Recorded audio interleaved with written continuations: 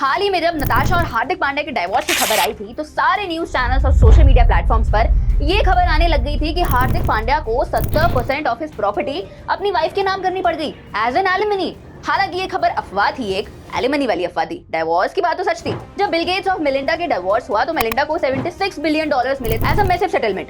एक दूसरे कपल ने पूरा प्रोसेस 2 बार किया था, पहले डाइवोर्स हुआ, फिर दोबारा शादी की, फिर डाइवोर्स हुआ, जिसमें रेली को $16 मिलियन सेटलमेंट के तौर पर मिले। जॉनी डेप का हाईली पब्लिसाइज सेपरेशन हुआ जिसमें एलिमनी और डेफेमेशन क्लेम्स के काफी कोर्ट रूम बैटल्स हुए, तो आखिर में जॉनी डेप को $1 मिलियन मिले। डाइवोर्स चाहे पब्लिक फिगर्स का हो या प्राइवेट इंडिविजुअल्स का, हमेशा अटेंशन ग्रैब करता है। लेकिन असल में कोर्ट रूम में क्या होता है जब एक कपल अलग होने का फैसला करता है?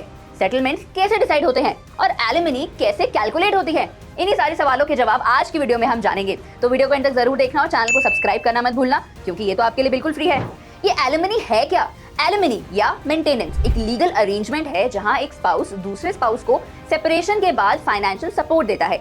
लेकिन एलिमनी मिलने का हक उस स्पाउस को होता है जो शादी में फाइनेंशियली डिपेंडेंट हो। इंडिया में एलिमनी पर्सनल लॉज के तहत होती है जो इंडिविजुअल के रिलीजन पर आधारित होती है, और कुछ केसेस में स्पेशल मैरिज एक्ट के तहत भी होता है। अब इस एलिमनी के भी डिफरेंट टाइप्स होते हैं। इंडियन सिटीजन्स को 2 टाइप्स की एलिमनी मिलती है, टेम्पररी और परमानेंट। टेम्पररी एलिमनी यानी जो फिक्स पीरियड के लिए दी जाती है, और ये डिपेंड करता है मैरिज की ड्यूरेशन और दोनों स्पाउस के फाइनेंशियल सिचुएशन पर, जो डाइवोर्स के वक्त डिसाइड की जाती है। परमानेंट एलिमनी दूसरी तरफ एक लॉन्ग टर्म अरेंजमेंट होती है, और ये ज्यादातर उस स्पाउस को दी जाती है जिसके पास कम फाइनेंशियल रिसोर्सेज होते हैं। इसके बाद डाइवोर्सेस के भी कुछ अलग अलग टाइप्स होते हैं, जैसे कि डाइवोर्स बाय म्यूचुअल कंसेंट। इस टाइप के डाइवोर्स में दोनों पार्टनर्स म्यूचुअली एग्री करते हैं कि शादी को खत्म करना है और टर्म्स को भी म्यूचुअली ही डिसाइड करते हैं। इसमें कुछ इंपॉर्टेंट एरियाज कवर होते हैं, जैसे कि प्रॉपर्टी डिस्ट्रीब्यूशन हो गया, एसेट्स का, प्रॉपर्टीज वगैरह में कौन क्या लेगा, कितना लेगा, ये सब कुछ। इसके बाद चाइल्ड कस्टडी भी आता है और उसका सपोर्ट भी। बच्चे का ध्यान कौन रखेगा और कितना फाइनेंशियल सपोर्ट दिया जाएगा, ये सब कुछ भी डिसाइड किया जाता है। एलिमनी या मेंटेनेंस, ये एक स्पाउस दूसरे स्पाउस को फाइनेंशियल सपोर्ट करेगा या नहीं, ये भी डिसाइड होता है। ये प्रोसेस थोड़ा फास्ट होता है क्योंकि दोनों पार्टीज म्यूचुअली अग्री करती हैं, और अगर सब कुछ स्मूथ रहे तो लीगल प्रोसीडिंग्स भी 2 से 6 महीने के अंदर रिजॉल्व हो सकती हैं। इसके बाद आता है कंटेस्टेड डाइवोर्स, जिसमें जब एक पार्टनर डाइवोर्स के लिए अग्री नहीं करता है या एलिमनी या प्रॉपर्टी डिवीजन जैसी टर्म्स पर डिस्प्यूट करता है, तब कंटेस्टेड डाइवोर्स होता है। इसका प्रोसेस ज्यादा टाइम लेता है, कभी कभी बहुत सालों तक भी चल जाता है, और इसका कॉस्ट भी ज्यादा होता है, जैसे legal fees, court room hearings और लॉयर्स के कंसल्टेशन चार्जेस भी बढ़ते रहते हैं। स्पेशली अगर केस में कोई हाई प्रोफाइल लॉयर हो तो ये तो कुछ अराउंड 30,000 से 40,000 पर हेयरिंग तक भी चार्ज करते हैं। कंटेस्टेड डाइवोर्स ज्यादातर इन रीजंस की वजह से होता है, जैसे कि किसी को फाइनेंशियल सपोर्ट या एलिमनी का डिसएग्रीमेंट हो, कोई अपनी चाइल्ड कस्टडी पर डिसएग्रीमेंट कर रहा हो, या फिर किसी को एसेट ओनरशिप पर डिसएग्रीमेंट हो। अब ये एलिमनी कैलकुलेट कैसे होती है? इंडिया में एलिमनी कैलकुलेट करने का कोई स्ट्रिक्ट फॉर्मूला नहीं है। अगर ये मंथली इंस्टॉलमेंट में दी जा रही है तो पेइंग स्पाउस का सैलरी का लगभग 25% रिसीविंग स्पाउस को दिया जाता है। परमानेंट सेटलमेंट के केस में ये अमाउंट पेयर के एनुअल इनकम का 1/5 या 1/3 तक हो सकता है। एलिमनी डिसाइड करने के लिए स्पाउसेस को एक इनकम एफिडेविट फाइल भी करना पड़ता है, जिसमें उनके करंट अर्निंग्स और एक्सपेंडिचर्स दिखाए जाते हैं। कोर्ट रूम इन सब डिटेल्स को देखकर एक अमाउंट डिसाइड करता है, जो ज्यादातर पेइंग स्पाउस के ग्रॉस इनकम का 30% हो सकता है। अब प्रॉपर्टी डिवीजन का भी एक टाइम आता है जब एक कपल डाइवोर्स करता है तो प्रॉपर्टी डिवीजन एक सिग्निफिकेंट फाइनेंशियल इशू बन जाता है। ये इस बात पर डिपेंड करता है कि प्रॉपर्टी इंडिविजुअली ओन की गई है या फिर जॉइंटली। अब इसमें एक टर्म आती है स्त्रीधन, यानी गिफ्ट्स टू वाइफ। स्त्रीधन उन गिफ्ट्स को रेफर करता है जो वाइफ को शादी से पहले या शादी के दौरान या शादी के बाद मिलते हैं, जिसमें कैश, ज्वेलरी या फिर प्रॉपर्टी शामिल हो सकती हैं। लीगली ये गिफ्ट्स वाइफ की ओनरशिप में होते हैं और डाइवोर्स के बाद भी उनके पास ही रहते हैं। फॉर एग्जाम्पल, अगर उसकी फैमिली में किसी ने उनको गिफ्ट किया है, कोई घर गिफ्ट किया है, तो डाइवोर्स के बाद भी वो घर उनके ही नाम रहेगा, चाहे हस्बैंड वहाँ रहता हो या ना रहता हो। इसके बाद जॉइंट ओनरशिप की बारी आती है। अगर कपल जॉइंटली प्रॉपर्टी को ओन करता है, जैसे एक घर में जिसमें दोनों लोग रह रहे हैं और नाम भी दोनों का है डीड पर, तो डाइवोर्स के डिफॉल्ट रूल के हिसाब से 50-50% स्प्लिट हो जाता है, चाहे एक स्पाउस ने फाइनेंशियली ज्यादा कॉन्ट्रीब्यूट किया हो या ना किया हो। इस इक्वल स्प्लिट से बचने के लिए कपल्स अपने ओनरशिप परसेंटेजेस को प्रॉपर्टी एग्रीमेंट में स्पेसिफाई कर सकते हैं। फॉर इंस्टेंस, अगर आपने 80% अपना EMI पे किया है और आपका जो स्पाउस है वो 20% पे किया है, तो ये सब कुछ डॉक्यूमेंटेशन में होना चाहिए ताकि इक्वल स्प्लिट ना हो।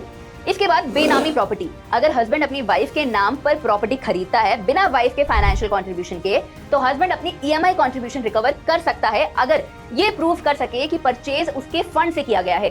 कोर्ट्स ने रूल किया है कि अगर वाइफ के नाम पर प्रॉपर्टी है लेकिन हस्बैंड ने पेमेंट किया हुआ है तो ये बेनामी नहीं माना जाएगा, यानी ये सारा काम हो सकता है सिर्फ टैक्स बचाने के लिए किया हो और हस्बैंड प्रॉपर्टी क्लेम कर सकता है। अब इस पूरे केस में एसेट्स वगैरह भी काउंट होते हैं, जैसे लिक्विड एसेट्स जैसे बैंक अकाउंट, फिक्स्ड डिपॉजिट्स और म्यूचुअल फंड्स भी डिवाइड करने पड़ते हैं। अगर ये जॉइंटली ओन्ड है तो इनका भी डिफॉल्ट रूल है कि हिसाब से 50-50 स्प्लिट हो जाएगा।